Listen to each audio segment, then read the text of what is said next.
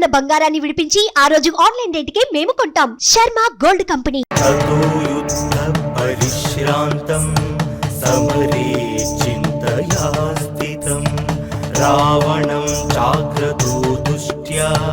యుద్ధాయ సముపస్థితం దైవతేశ్చ సమాగమ్య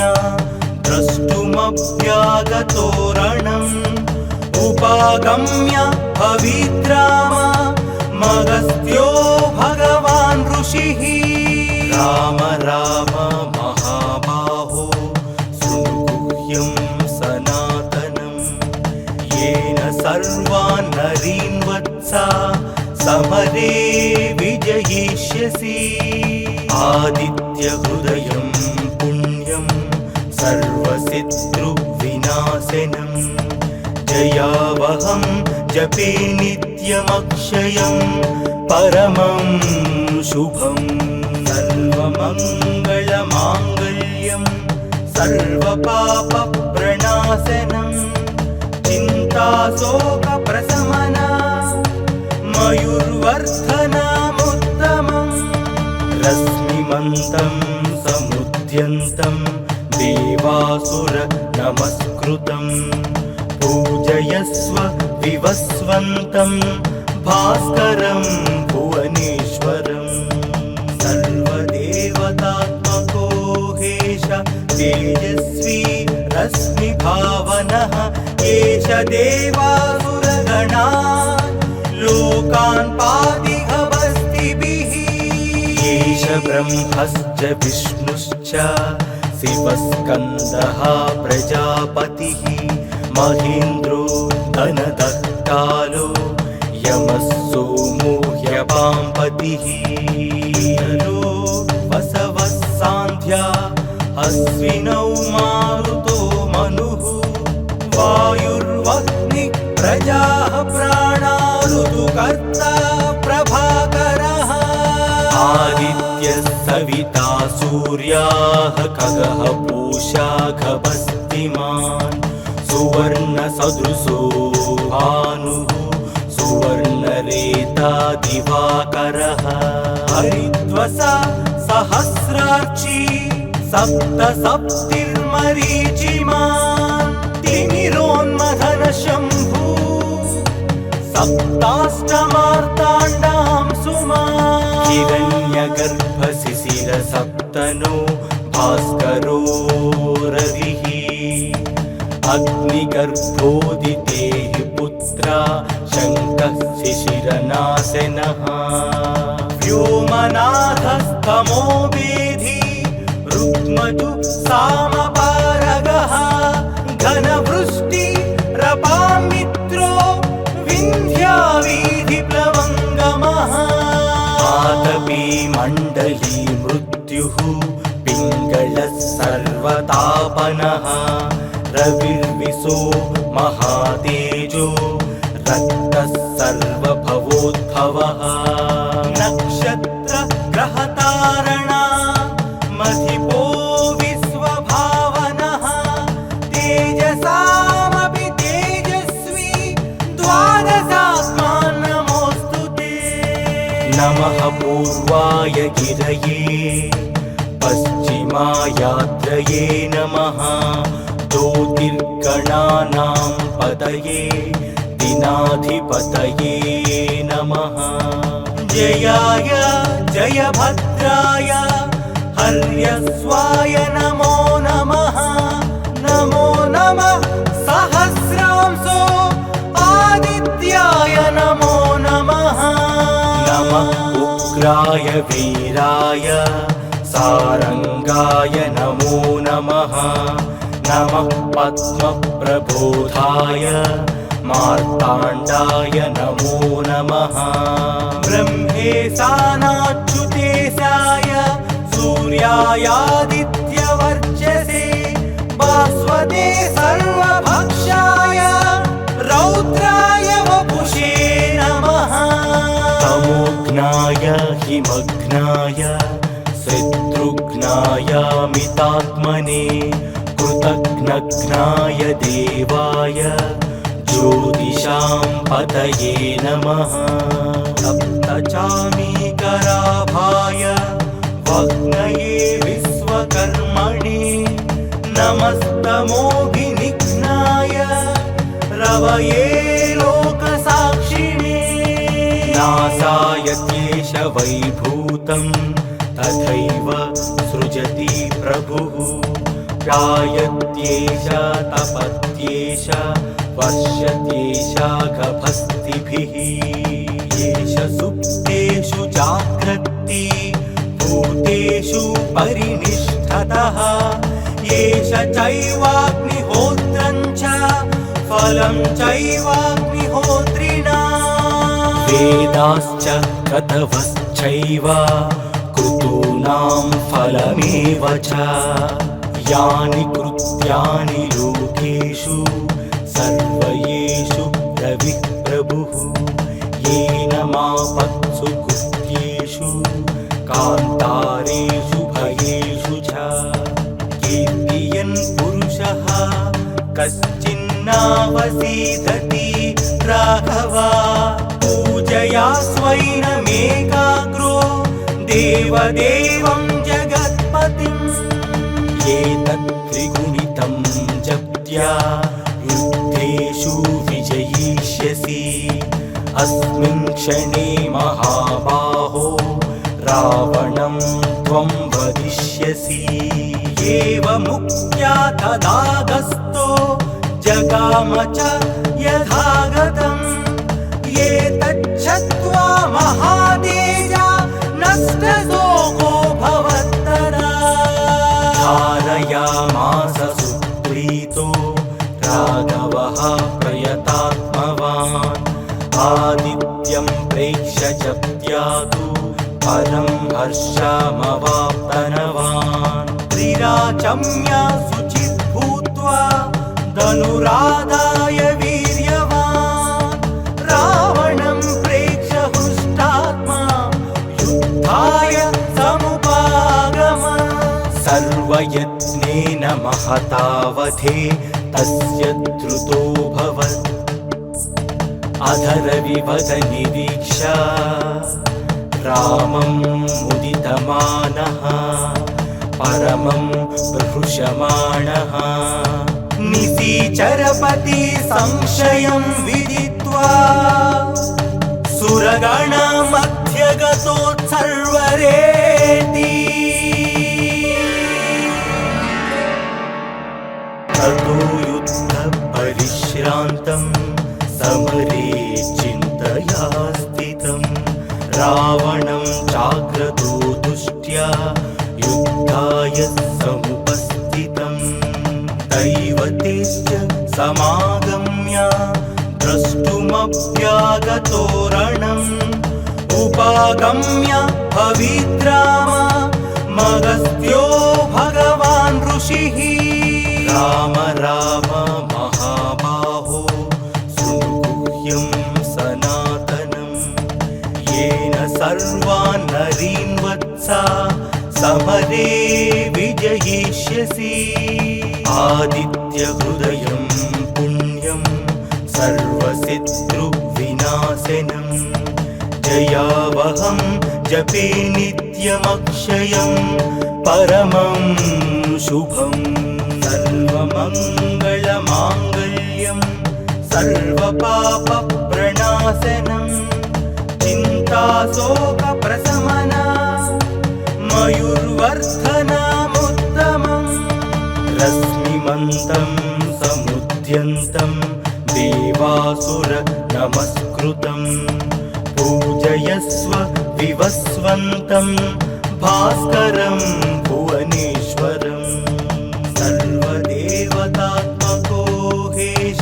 तेजस्वी रश्मिभावनः एष देवासुरगणा लोकान् पातिहवस्तिभिः एष ब्रह्मश्च विष्णुश्च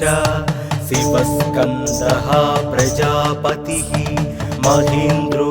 धनदत्तालो यमः सोमो ह्यपाम्पतिः वसवः सान्ध्या अश्विनौ मारुतो मनुः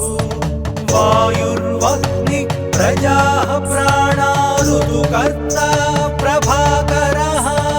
आदित्यः सविता सूर्याः खगः पूषा खगस्तिमान्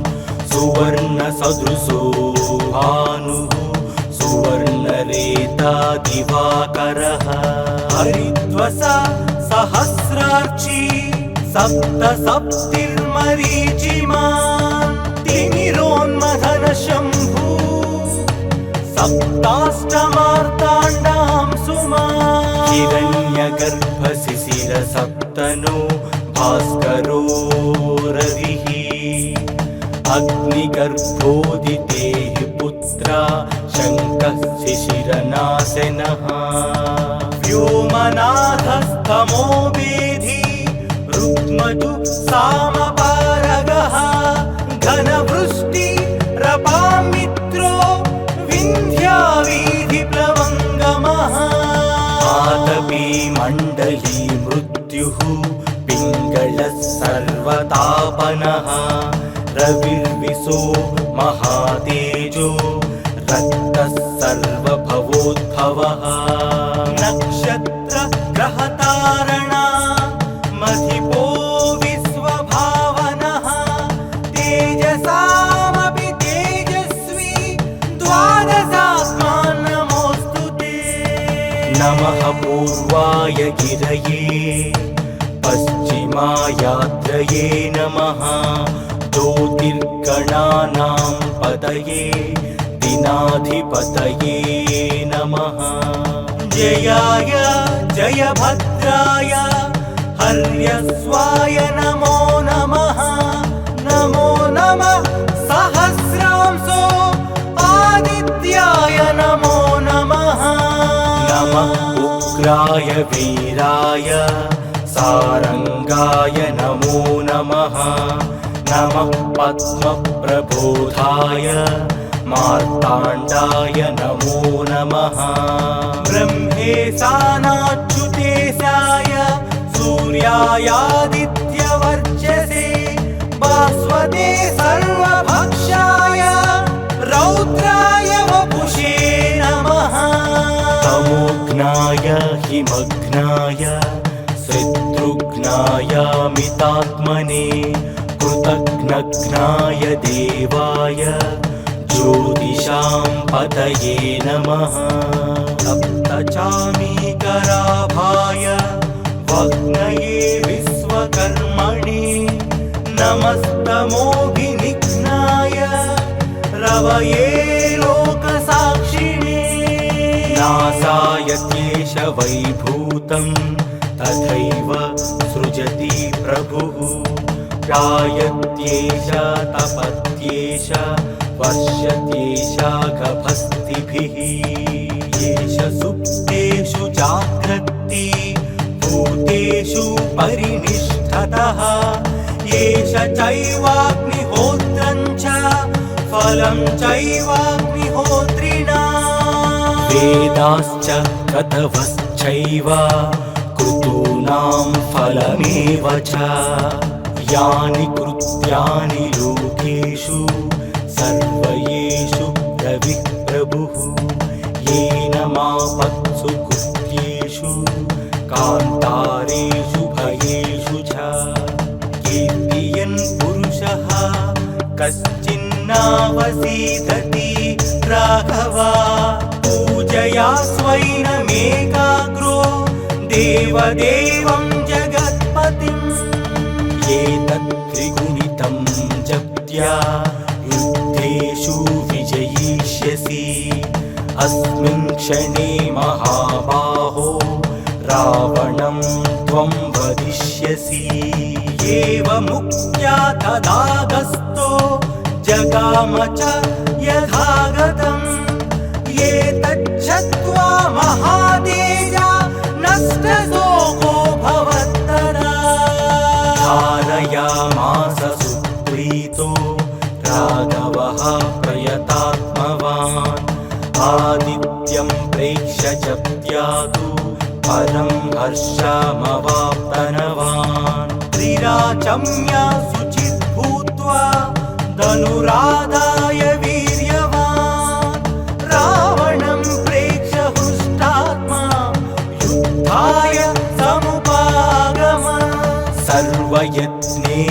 महतावधे तस्य द्रुतोऽभवत् अधरविवदनिरीक्षा रामं मुदितमानः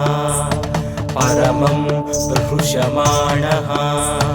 निशिचरपति संशयं विदित्वा सुरगणमध्यगतोत्सर्वरेति ततो युद्धपरिश्रान्तं समरे चिन्तया स्थितं रावणं चाग्रतो दुष्ट्या युद्धाय समुपस्थितं दैवतेश्च समागम्य द्रष्टुमभ्यागतो रणम् उपागम्य पवित्राम मगस्त्यो भगवान् ऋषिः राम राम महाबाहो शृणुगुह्यं सनातनं येन सर्वान् नरीन् वत्सा समरे विजयिष्यसि आदित्यहृदयं पुण्यं सर्वशत्रुविनाशनं जयावहं जपे नित्यमक्षयं परमं शुभं सर्वमङ्गलमाङ्गल्यं सर्वपापप्रणाशनं चिन्ताशोकप्रशमना मयूर्वर्धनमुत्तमम् रश्मिमन्तं समुद्यन्तं देवासुर नमस्कृतं पूजयस्व विवस्वन्तं भास्करं भुवनेश्वरं सर्वदेवतात्मको हेश तेजस्वी रश्मिभावनः एष देवासुरगणा लोकान् पातिहवस्तिभिः एष ब्रह्मश्च विष्णुश्च शिवस्कन्दः प्रजापतिः महेन्द्रो धनदत्तालो यमः सोमो ह्यपाम्पतिः वसवः सान्ध्या अश्विनौ मारुतो मनुः वायुर्वह्निः प्रजाः प्राणा ऋतुकर्ता प्रभाकरः आदित्यः सविता सूर्याः खगः पूषा खगस्तिमान् सुवर्णसदृशो भानुः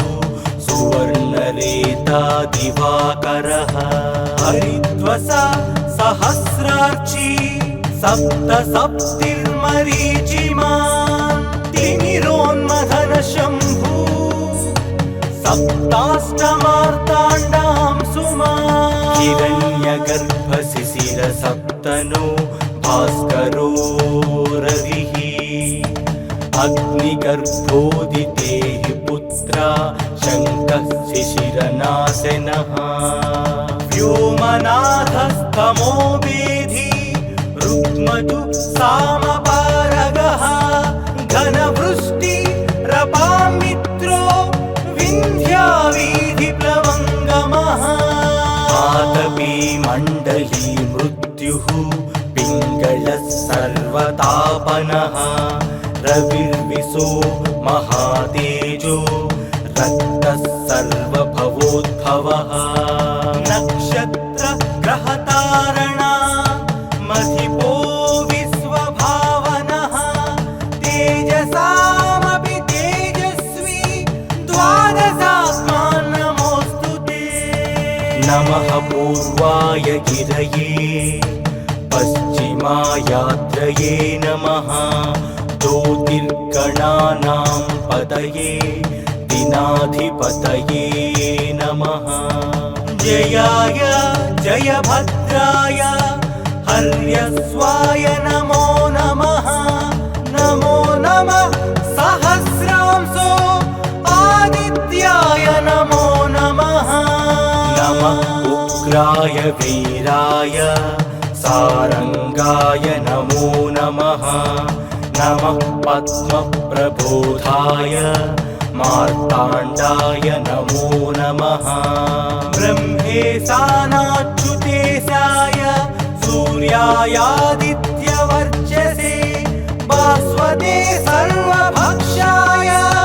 रौद्राय वपुषे नमः तमोघ्नाय हिमघ्नाय शत्रुघ्नाय मितात्मने कृतघ्नघ्नाय देवाय ज्योतिषां पतये नमः सप्तचामीकराभाय वग्नये विश्वकर्मणे नमस्तमोभिनिघ्नाय रवये लोकसाक्षिणे नासाय क्लेश वैभूतं तथैव सृजति प्रभुः गायत्येष तपत्येष वर्षत्येष गभस्तिभिः येष सुप्तेषु जाग्रत्ति भूतेषु परिनिष्ठतः येष चैवाग्निहोत्रं च फलं चैवाग्निहोत्रिणा वेदाश्च क्रतवश्चैव क्रतूनां फलमेव च यानि कृत्यानि लोकेषु सर्वयेषु रविः प्रभुः येन मापत्सु कृत्येषु कान्तारेषु भयेषु च कीर्तियन् पुरुषः कश्चिन्नावसीदति राघवा पूजया स्वैनमेकाग्रो देवदेवं जगत्पतिम् एतत् त्रिगुणितं जप्त्या युद्धेषु विजयिष्यसि अस्मिन् क्षणे महाबाहो रावणं त्वं वदिष्यसि एवमुक्त्या तदागस्तो जगाम च यथागतम् एतच्छ्रुत्वा महातेजा नष्टशोको भवत्तदा धारयामास सुप्रीतो राघवः प्रयतात्मवान् आदित्यं प्रेक्ष्य च त्यातु परं हर्षमवाप्तनवान् त्रिराचम्य शुचित् भूत्वा धनुराधाय वीर्यवान् रावणं प्रेक्ष्य हृष्टात्मा युद्धाय समुपागम सर्वयत्नेन महतावधे तस्य द्रुतोऽभवत् अधरविवद निरीक्ष रामं मुदितमानः परमं प्रहृषमाणः निशीचरपति संशयं विदित्वा सुरगणमध्यगतोत्सर्वरेति ततो युद्धपरिश्रान्तं समरे चिन्तया स्थितं रावणं चाग्रतो दुष्ट्या युद्धाय समुपस्थितं दैवतेश्च समागम्य द्रष्टुमभ्यागतो रणम् उपागम्य पवित्राम मगस्त्यो भगवान् ऋषिः राम राम महाबाहो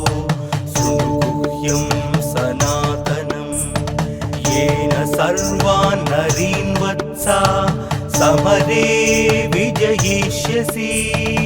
आदित्यहृदयं पुण्यं सर्वशत्रुविनाशनं जयावहं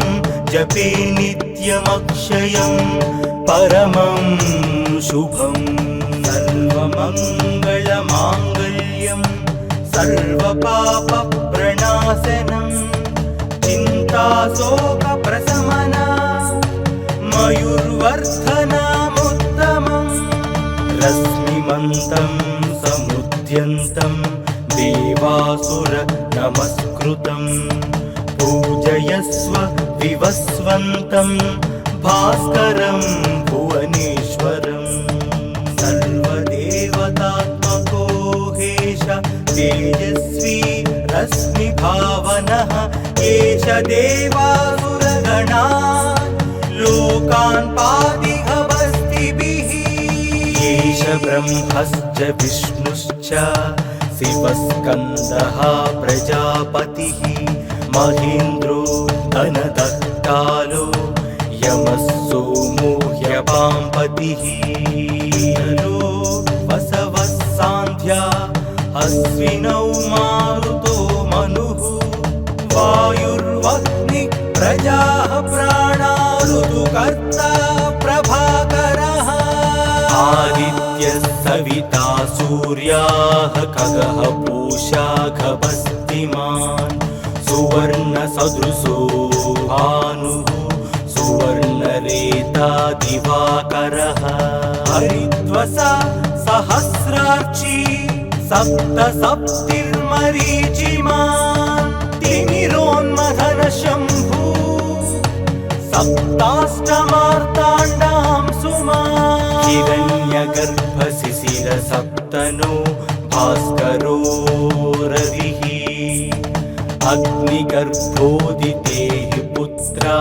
शङ्कः शिशिरनाशनः व्योमनाथस्तमो वेधी रुक्मजु सामपारगः घनवृष्टिरपामित्रो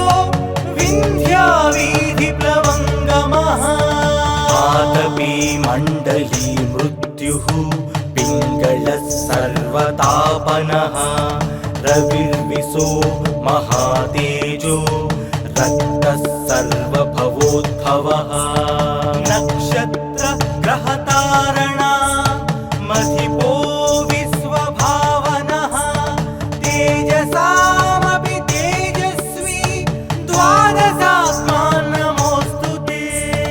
नमः पूर्वाय गिरये पश्चिमायात्रये नमः ज्योतिर्गणानां पतये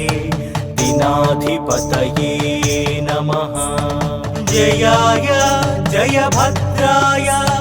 हर्यस्वाय नमो नमः नमो नमः सहस्रांशो आदित्याय नमो नमः नमः उग्राय वीराय सारंगाय नमो नमः नमः पद्मप्रबोधाय मार्ताण्डाय नमो नमः ब्रह्मेशानाच्युतेशाय सूर्यायादित्यवर्चसे भास्वते सर्वभक्षाय रौद्राय वपुषे नमः तमोघ्नाय हिमघ्नाय शत्रुघ्नाय मितात्मने कृतघ्नघ्नाय देवाय ज्योतिषां पतये नमः सप्तचामीकराभाय वग्नये विश्वकर्मणे नमस्तमोभिनिघ्नाय रवये लोकसाक्षिणे नासाय क्लेश वैभूतं तथैव सृजति प्रभुः गायत्येष तपत्येष वर्षत्येष गभस्तिभिः येष सुप्तेषु जाग्रत्ति भूतेषु परिनिष्ठतः येष चैवाग्निहोत्रं च फलं चैवाग्निहोत्रिणा वेदाश्च क्रतवश्चैव क्रतूनां फलमेव च यानि कृत्यानि लोकेषु सर्वयेषु रविः प्रभुः येन मापत्सु कृत्येषु कान्तारेषु भयेषु च कीर्तियन् पुरुषः कश्चिन्नावसीदति राघवा पूजया स्वैनमेकाग्रो देवदेवं जगत्पतिम् एतत् त्रिगुणितं जप्त्या युद्धेषु विजयिष्यसि अस्मिन् क्षणे महाबाहो रावणं त्वं वदिष्यसि एवमुक्त्या तदागस्तो जगाम च यथागतम् एतच्छ्रुत्वा महातेजा नष्टशोको भवत्तदा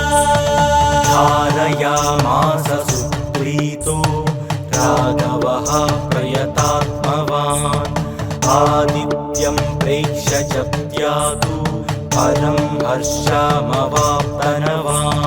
त्रिराचम्य शुचिः भूत्वा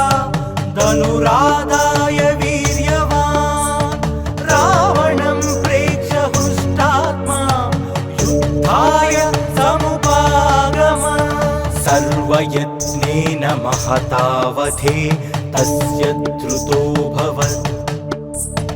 अधरविवद निरीक्षा रामं मुदितमानः परमं प्रहृषमाणः निशिचरपति संशयं विदित्वा सुरगणमध्यगतोत्सर्वरेति ततो युद्धपरिश्रान्तं समरे चिन्तया स्थितं रावणं चाग्रतो दुष्ट्या युद्धाय समुपस्थितं दैवतेश्च समागम्य द्रष्टुमभ्यागतो रणम् उपागम्य पवित्राम मगस्त्यो भगवान् ऋषिः राम राम महाबाहो शृणुगुह्यं सनातनं येन सर्वान् नरीन् वत्सा समरे विजयिष्यसि आदित्यहृदयं पुण्यं सर्वशत्रुविनाशनं जयावहं जपे नित्यमक्षयं परमं शुभम् सर्वमङ्गलमाङ्गल्यं सर्वपापप्रणाशनं चिन्ताशोकप्रशमना मयूर्वर्धनमुत्तमम् रश्मिमन्तं समुद्यन्तं देवासुर नमस्कृतं पूजयस्व विवस्वन्तं भास्करं भुवनेश्वरम् सर्वदेवतात्मको हेश तेजस्वी रश्मिभावनः एष देवासुरगणा लोकान् पातिहवस्तिभिः एष ब्रह्मश्च विष्णुश्च शिवस्कन्दः प्रजापतिः महेन्द्रो धनदत्तालो यमः सोमो ह्यपाम्पतिः वसवः सान्ध्या अश्विनौ मारुतो मनुः वायुर्वह्निः प्रजाः प्राणा ऋतुकर्ता प्रभाकरः आदित्यः सविता सूर्याः खगः पूषा खगस्तिमान् सुवर्णसदृशो भानुः सुवर्णरेता दिवाकरः हरिद्वसा सहस्रार्ची सप्तसप्तिर्मरीचिमान् तिमिरोन्मथनशम्भु सप्ताष्टमार्ताण्डां सुमान् हिरण्यगर्भशिशिरसप्तनो भास्करो रविः अग्निगर्भोदितेः पुत्रा शङ्कः शिशिरनाशनः व्योमनाथस्तमो वेधी रुक्मजु सामपारगः घनवृष्टि रपामित्रो विन्ध्यावीधिप्लवङ्गमः आतपी मण्डली मृत्युः पिङ्गलः सर्वतापनः रविर्विशो महातेजो रक्तः सर्वभवोद्भवः नक्षत्र ग्रहतारणा मधिपो विश्वभावनः तेजसामपि तेजस्वी द्वादशात्मा नमोऽस्तु ते नमः पूर्वाय गिरये पश्चिमायात्रये नमः ज्योतिर्गणानां पतये दिनाधिपतये नमः जयाय जयभद्राय हर्यस्वाय नमो नमः नमो नमः सहस्रांशो आदित्याय नमो नमः नमः उग्राय वीराय सारंगाय नमो नमः नमः पद्मप्रबोधाय मार्ताण्डाय नमो नमः ब्रह्मेशानाच्युतेशाय सूर्यायादित्यवर्चसे भास्वते सर्वभक्षाय रौद्राय वपुषे नमः तमोघ्नाय हिमघ्नाय शत्रुघ्नाय मितात्मने कृतघ्नघ्नाय देवाय ज्योतिषां पतये नमः सप्तचामीकराभाय वग्नये विश्वकर्मणे नमस्तमोभिनिघ्नाय रवये लोकसाक्षिणे नासाय क्लेश वैभूतं तथैव सृजति प्रभुः गायत्येष तपत्येष वर्षत्येष गभस्तिभिः येष सुप्तेषु जाग्रत्ति भूतेषु परिनिष्ठतः येष चैवाग्निहोत्रं च फलं चैवाग्निहोत्रिणा वेदाश्च क्रतवश्चैव क्रतूनां फलमेव च यानि कृत्यानि लोकेषु सर्वयेषु रविः प्रभुः येन मापत्सु कृत्येषु कान्तारेषु भयेषु च कीर्तियन् पुरुषः कश्चिन्नावसीदति राघवा पूजया स्वैनमेकाग्रो देवदेवं जगत्पतिम्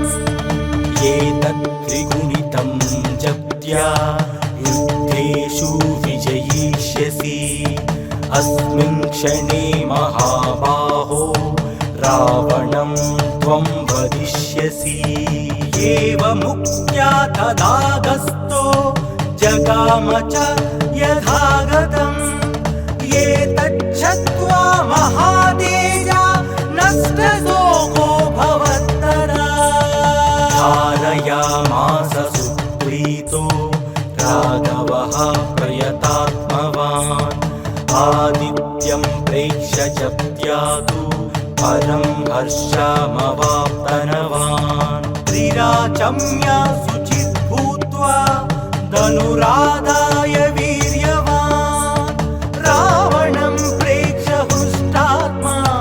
युद्धाय समुपागम सर्वयत्नेन महतावधे तस्य द्रुतोऽभवत् अधरविवद निरीक्ष रामं मुदितमानः परमं प्रहृषमाणः निशीचरपति संशयं विदित्वा सुरगणमध्यगतोत्सर्वरेति ततो युद्धपरिश्रान्तं समरे चिन्तया स्थितं रावणं जाग्रतो दृष्ट्या युद्धाय समुपस्थितं दैवतेश्च समागम्य द्रष्टुमभ्यागतो रणम् उपागम्य पवित्राम मगस्त्यो भगवान् ऋषिः राम राम महाबाहो शृणुगुह्यं सनातनं येन सर्वान् नरीन् वत्सा समरे विजयिष्यसि आदित्यहृदयं पुण्यं सर्वशत्रुविनाशनं पूजयावहं जपे नित्यमक्षयं परमं शुभं सर्वमङ्गलमाङ्गल्यं सर्वपापप्रणाशनं चिन्ताशोकप्रशमना मयूर्वर्धनमुत्तमम् रश्मिमन्तं समुद्यन्तं देवासुर नमस्कृतं पूजयस्व विवस्वन्तं भास्करं भुवनेश्वरं सर्वदेवतात्मको हेश तेजस्वी रश्मिभावनः एष देवासुरगणा लोकान् पातिहवस्तिभिः एष ब्रह्मश्च विष्णुश्च शिवस्कन्दः प्रजापतिः महेन्द्रो धनदत्तालो यमः सोमो ह्यपाम्पतिः वसवः सान्ध्या अश्विनौ मारुतो मनुः वायुर्वह्निः प्रजाः प्राणा ऋतुकर्ता प्रभाकरः आदित्यः सविता सूर्याः खगः पूषा खगस्तिमान् सुवर्णसदृशो भानुः सुवर्णरेता दिवाकरः हरिद्वसा सहस्रार्ची सप्तसप्तिर्मरीचिमान् तिमिरोन्मथन शम्भु सप्ताष्टमार्ताण्डां सुमान् हिरण्यगर्भशिशिर सप्तनो भास्करो रविः अग्निगर्भोदितेः पुत्रा शङ्कः शिशिरनाशनः व्योमनाथस्तमो वेधी रुक्मजु सामपारगः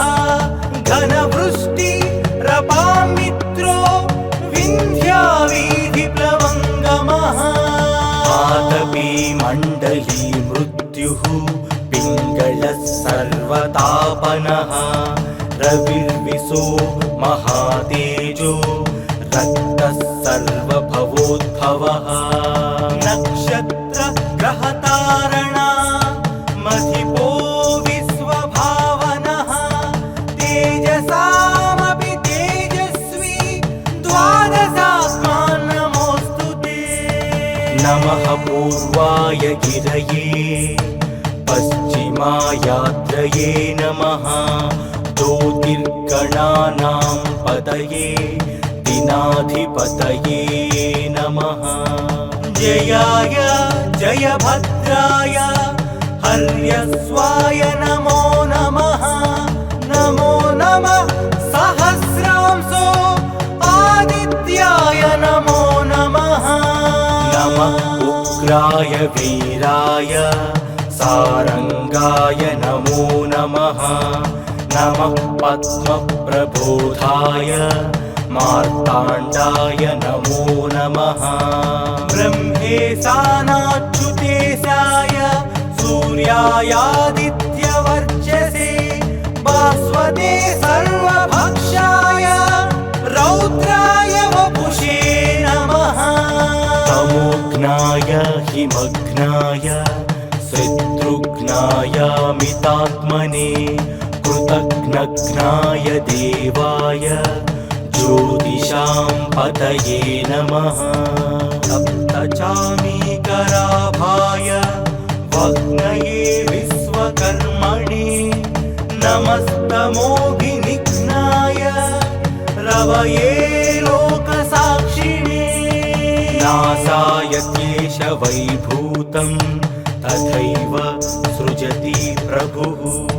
गायत्येष तपत्येष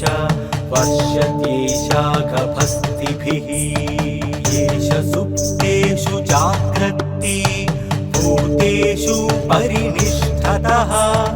येष चैवाग्निहोत्रं च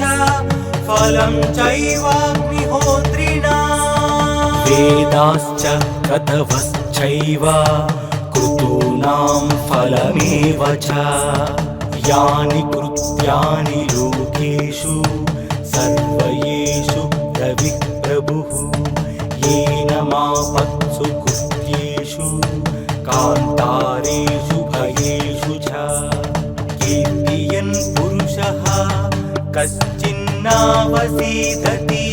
राघवा पूजया स्वैनमेकाग्रो देवदेवं जगत्पतिम् एतत् त्रिगुणितं जप्त्या युद्धेषु विजयिष्यसि अस्मिन् क्षणे महाबाहो रावणं त्वं वदिष्यसि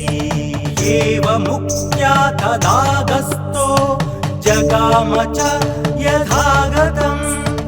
एतच्छ्रुत्वा महातेजा नष्टशोको भवत्तदा धारयामास सुप्रीतो राघवः प्रयतात्मवान् आदित्यं प्रेक्ष्य च त्यातु परं हर्षमवाप्तनवान् त्रिराचम्य शुचिः भूत्वा धनुरादाय वीर्यवान् रावणं प्रेक्ष्य हृष्टात्मा युद्धाय समुपागम सर्वयत्नेन महतावधे तस्य द्रुतोऽभवत् अधरविवदनिरीक्ष्य रामं मुदितमानः परमं प्रहृषमाणः निशिचरपति संशयं विदित्वा सुरगणमध्यगतोत्सर्वरेति ततो युद्धपरिश्रान्तं समरे चिन्तया स्थितं रावणं चाग्रतो दुष्ट्या युद्धाय समुपस्थितम् दैवतेश्च समागम्य द्रष्टुमभ्यागतो रणम् उपागम्य पवित्राम मगस्त्यो भगवान् ऋषिः राम राम महाबाहो शृणुगुह्यं सनातनम् येन सर्वान् नरीन् वत्सा समरे विजयिष्यसि आदित्यहृदयं पुण्यं सर्वशत्रुविनाशनं जयावहं जपे नित्यमक्षयं परमं शुभं सर्वमङ्गलमाङ्गल्यं सर्वपापप्रणाशनं चिन्ताशोकप्रशमना मयूर्वर्धनमुत्तमम् रश्मिमन्तं समुद्यन्तं देवासुर नमस्कृतं पूजयस्व विवस्वन्तं भास्करं भुवनेश्वरं सर्वदेवतात्मको हेश तेजस्वी रश्मिभावनः एष देवासुरगणा लोकान् पातिहवस्तिभिः एष ब्रह्मश्च विष्णुश्च शिवस्कन्दः प्रजापतिः महेन्द्रो धनदत्तालो यमः सोमो ह्यपाम्पतिः नलो वसवः सान्ध्या अश्विनौ मारुतो मनुः वायुर्वह्निः प्रजाः प्राणा ऋतुकर्ता प्रभाकरः आदित्यः सविता सूर्याः खगः पूषा खगस्तिमान् सुवर्णसदृशो भानुः सुवर्णरेता दिवाकरः हरिद्वसा सहस्रार्ची सप्तसप्तिर्मरीचिमान् तिमिरोन्मथनशम्भु सप्ताष्टमार्ताण्डां सुमान् हिरण्यगर्भशिशिरसप्तनो भास्करो रविः अग्निगर्भोदितेः पुत्रा शङ्कः शिशिरनाशनः व्योमनाथस्तमो वेधि रुद्र युग्मजु सामपारगः घनवृष्टि रपामित्रो विन्ध्यावीधिप्लवङ्गमः आतपी मण्डली मृत्युः पिङ्गलः सर्वतापनः रविर्विशो महातेजो रक्तः सर्वभवोद्भवः नक्षत्र ग्रहतारणा मधिपो विश्वभावनः तेजसामपि तेजस्वी द्वादशात्मान् नमोऽस्तु ते नमः पूर्वाय गिरये पश्चिमायात्रये नमः ज्योतिर्गणानां पतये दिनाधिपतये नमः जयाय जयभद्राय हर्यस्वाय नमो नमः नमो नमः सहस्रांशो आदित्याय नमो नमः नमः उग्राय वीराय सारंगाय नमो नमः नमः पद्मप्रबोधाय मार्ताण्डाय नमो नमः ब्रह्मेशानाच्युतेशाय सूर्यायादित्यवर्चसे भास्वते सर्वभक्षाय रौद्राय वपुषे नमः तमोघ्नाय हिमघ्नाय शत्रुघ्नाय मितात्मने कृतघ्नघ्नाय देवाय ज्योतिषां पतये नमः सप्तचामीकराभाय वग्नये विश्वकर्मणे नमस्तमोभिनिघ्नाय रवये लोकसाक्षिणे नासाय क्लेश वैभूतं तथैव सृजति प्रभुः गायत्येष तपत्येष वर्षत्येष गभस्तिभिः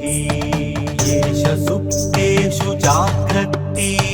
भूतेषु परिनिष्ठतः येष चैवाग्निहोत्रं च फलं चैवाग्निहोत्रिणा वेदाश्च क्रतवश्चैव क्रतूनां फलमेव च यानि कृत्यानि लोकेषु सर्वयेषु रविः प्रभुः येन मापत्सु कृत्येषु कान्तारेषु भयेषु च कीर्तियन् पुरुषः कश्चिन्नावसीदति राघवा पूजया स्वैनमेकाग्रो देवदेवं जगत्पतिम् एतत् त्रिगुणितं जप्त्या युद्धेषु विजयिष्यसि अस्मिन् क्षणे महाबाहो रावणं त्वं वदिष्यसि एवमुक्त्या तदागस्तो जगाम च यथागतम् एतच्छ्रुत्वा महातेजा नष्टशोको भवत्तदा धारयामास सुप्रीतो राघवः प्रयतात्मवान् आदित्यं प्रेक्ष्य जप्त्यातु परं हर्षमवाप्तनवान् त्रिराचम्या शुचिः भूत्वा धनुराधाय वीर्यवान् रावणं प्रेक्ष्य हृष्टात्मा युद्धाय समुपागम सर्वयत्नेन महतावधे तस्य द्रुतोऽभवत् अधरविवद निरीक्ष रामं मुदितमानः परमं प्रहृषमाणः निशिचरपति संशयं विदित्वा सुरगणमध्यगतो